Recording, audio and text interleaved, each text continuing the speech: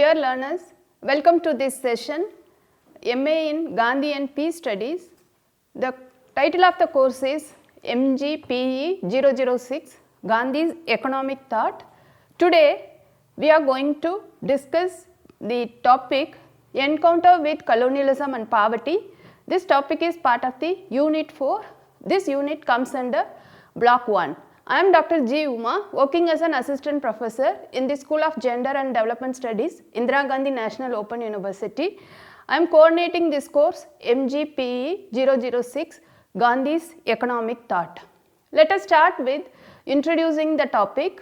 Gandhi's encounter with colonialism is normally viewed in the political context. However, here our task is to look for its implications on Gandhi's economic thought.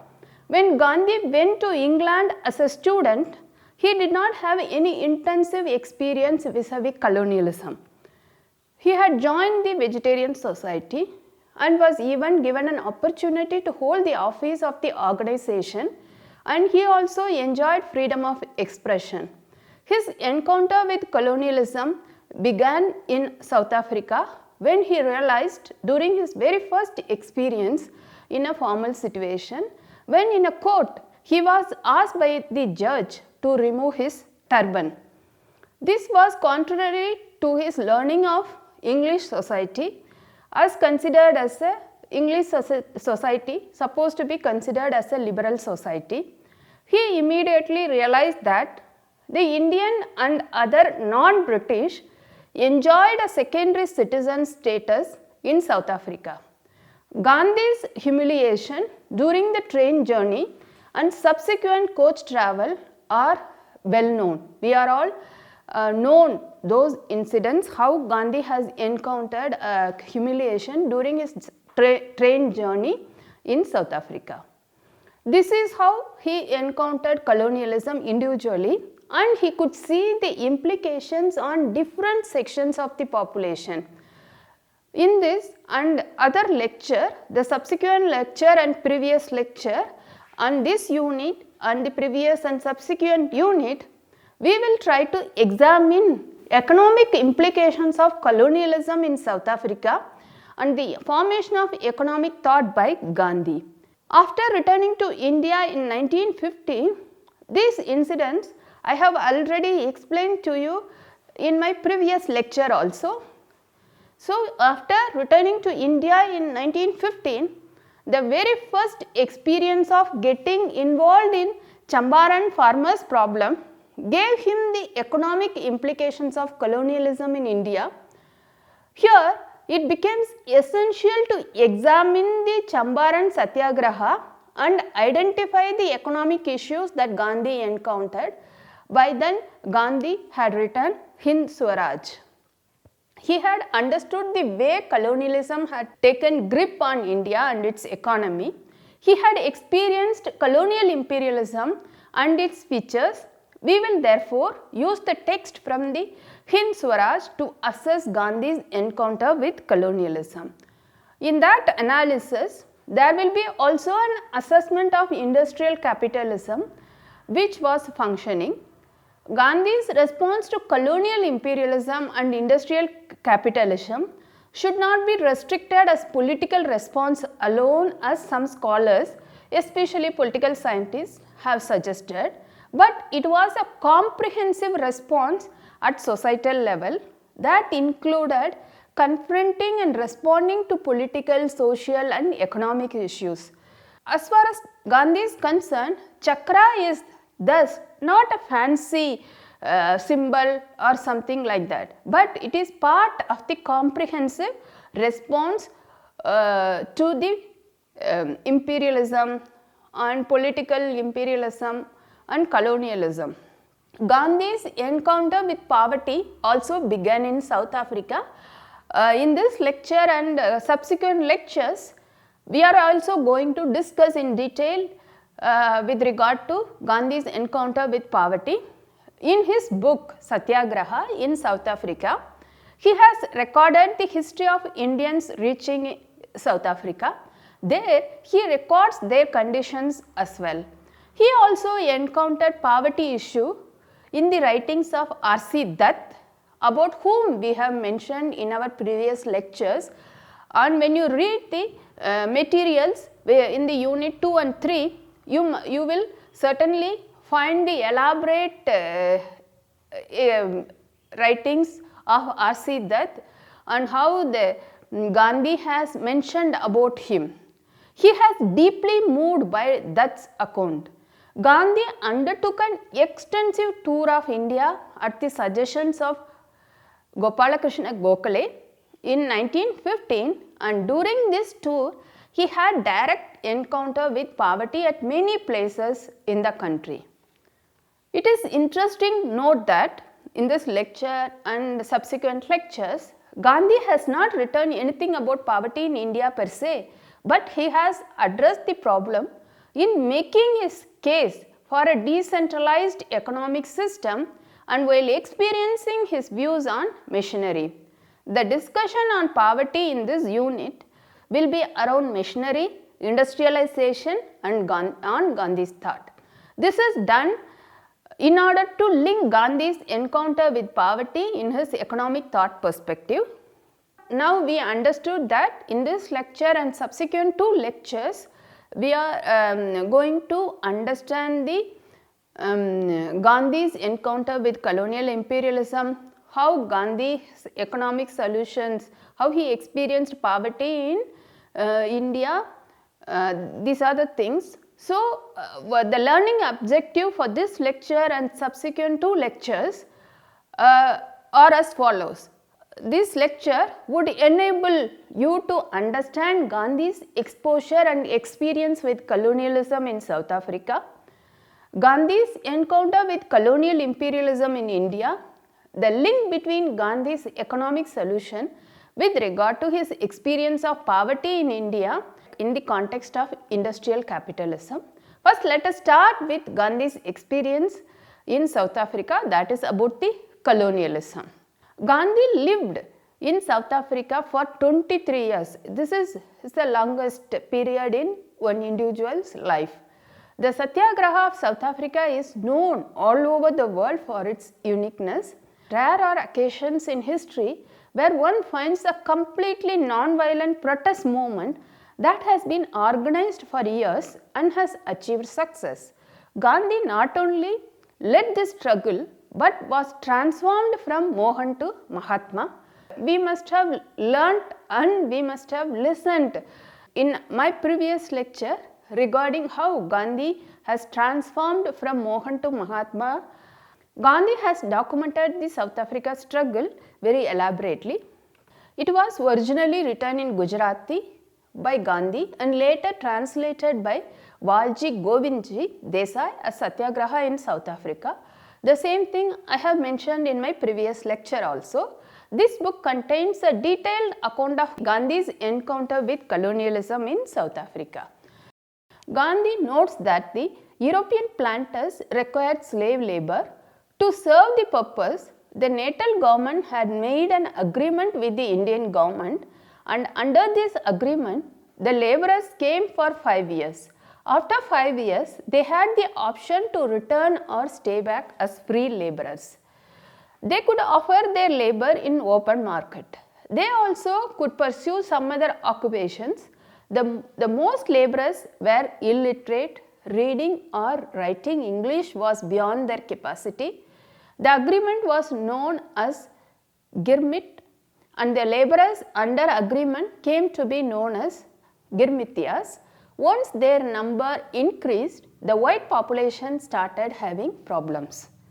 Gandhi records that with the entry of Indian indentured labor in South Africa, the Indian business people, mostly Muslims from Mauritius, ventured into the states in South Africa. They came as free Indians and set up business. Soon they were very successful. The native Africans were afraid of communicating with the white population. They were not only cheated by the white traders and businessmen, they were also abused, insulted and thrashed. The Indian Business Committee soon expanded and natives were very comfortable with them. Hence, the Free Indian Business Community prospered in South Africa. The freed indentured labor also decided to settle down in South Africa. The main reason was that back home in India, they did not have means of livelihood in agriculture or any other occupation. The first batch of the indentured labor has reached the South African coast on November 16, 1860. Gandhi had reached Durban in 1893. In 33 years, thousands of indentured labor, free Indian origin businessmen, Indian laborers free from agreement had settled in South Africa, and they had become a sort of threat to the whites in conducting their business with authority, cheating and loot. The Indian business community with good relations with the natives had done really well and had prospered. They also had a new market in the Indian population.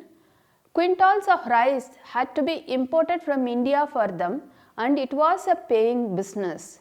There were Sindhi business people as well who trade in fancy goods, and their market were whites. The free indentured labor known as free Indians started growing and selling vegetables at competitive prices. The whites' business suffered. There were a few liberal whites who argued in favor of granting voting rights to the free Indians, and hence Indians had got themselves enrolled in the electoral rolls. The whites had colonized South Africa for improving agriculture prospects, especially cash crops. Gandhi, in his writings, quote, Satyagraha in South Africa, unquote, he wrote, quote, they settled in Natal where they obtained some concessions from the Zulus. They observed that excellent sugarcane, tea and coffee could be grown in Natal. Thousands of laborers would be needed in order to grow such crops on a large scale, which was clearly beyond the capacity of a handful of colonists. They offered inducements and then threats to the Negroes in order to make them work, but in vain, as slavery had been then abolished. The Negro is not used to hard work. He can easily maintain himself by working for 6 months in the year. Why then should he bind himself to an employer for the long term? The English settlers could make no progress at all with their plantations in the absence of a stable labor force, unquote. This was quoted in the page number 21 in the Gandhi's book Satyagraha in South Africa. The purpose of colonizing is clear from the above. Since the natives did not want to respond to their labor requirement, which as Gandhi notes earlier that was almost slave kind, the Indian government was persuaded to send labor. The agreement which the Indian government had insisted upon was to ensure the safety and welfare of the Indian labor in a foreign soil. Interestingly, the colonial rulers in India did not trust England's white subjects in Africa with respect to taking care of the Indian origin labor. Gandhi rightly observed that whites in Africa were looking for slaves. They could not ask for them in literal sense because slavery had been abolished. The colonial mindset thus was interested in exploiting the labor from anywhere or from other colonies along with natural resources in the colonies which they had occupied. Their objective was to exploit and get rich. Although Adam Smith would have suggested to them about laissez-faire and competition for creating wealth of nations, the white people who had colonized hated any competition from the colonized population. The whites in Natal wanted to restrict the advancement of the Indian community. They exerted pressure on the government. Gandhi notes, quote, one set of agitators demanded that the laborers who completed their indentures should be sent back to India, and that therefore fresh laborers arriving in Natal from that time onward should have a new clause entered in their indentures providing for their compulsory return to India at the expiration of their term of service unless they renewed their indentures. The second set advocated the imposition of a heavy annual capitation tax on the laborers who did not re-indenture themselves at the end of the first period of 5 years. Both, however, had the same object in view, namely by hook or crook to make it impossible for ex-indentured laborers to live as free men in natal in any circumstances. Unquote. This was written by Gandhi himself. The government appointed a commission and recognized the right of Indians to stay back and pursue any legitimate business they liked. Natal then was still a crown colony. The colonial office was fully responsible for its governance. Natal's white population first sought to get empowered with independent governance right. The movement succeeded in 1893. After this, the Natal government put pressure on Indian government and suggested that the indentured encounter with colonialism and poverty. Around 39 labor freed from agreement and other free Indians should pay a per capita annual fee of £25. This incident already I quoted in my previous lecture. In those days, the rupee equivalent was 375.